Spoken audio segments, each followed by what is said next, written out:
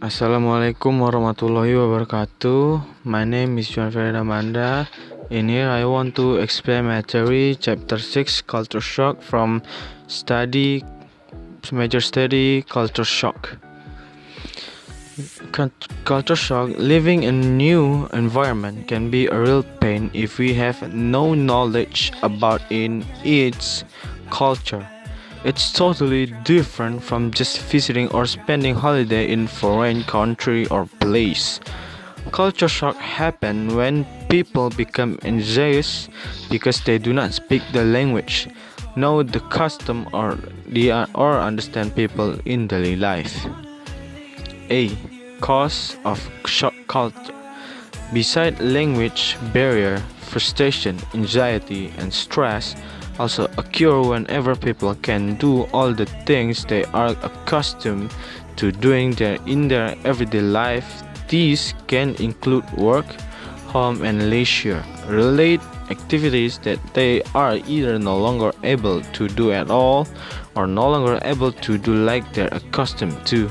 For example, sometimes because of differences in transportation service, people cannot move around as freely or as widely as they are accustomed to.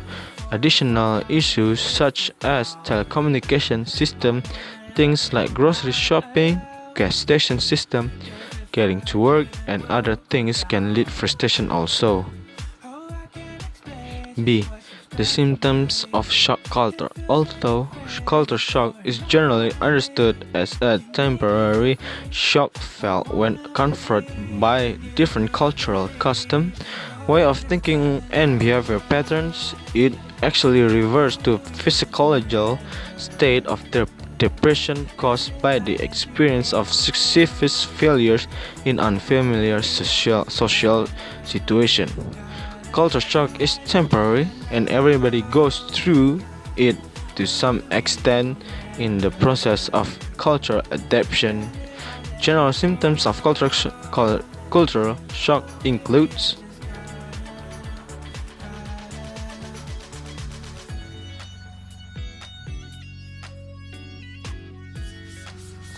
C. The stage of shock culture and cultural adjustment.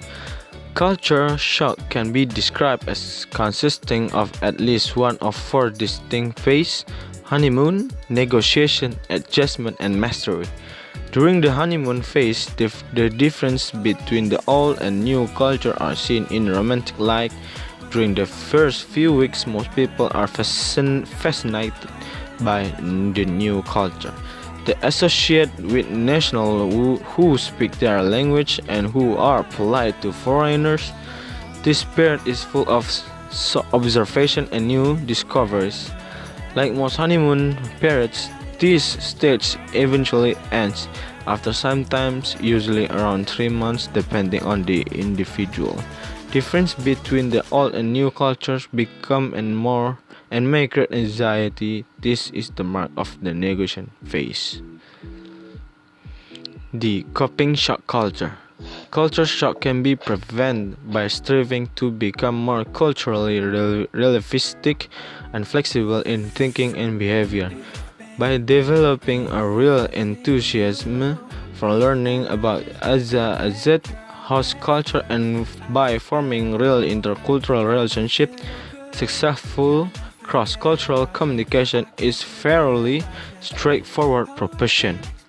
With the correct attitude, a few good cultural informants, a few cross-cultural communication concepts, and sometimes spent as participant observer, a person will quite naturally develop a repertoire of intercultural interaction skill.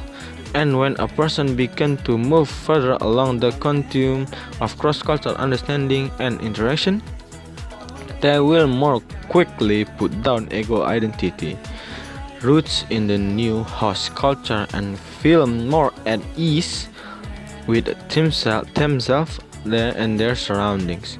They will become happier and productive at work, at home, or while moving, but within the society at large. They will no longer be negatively affected by disconfirmed expectancies. They will understand more and be understood by more others. Thank you for listening. That's all from me.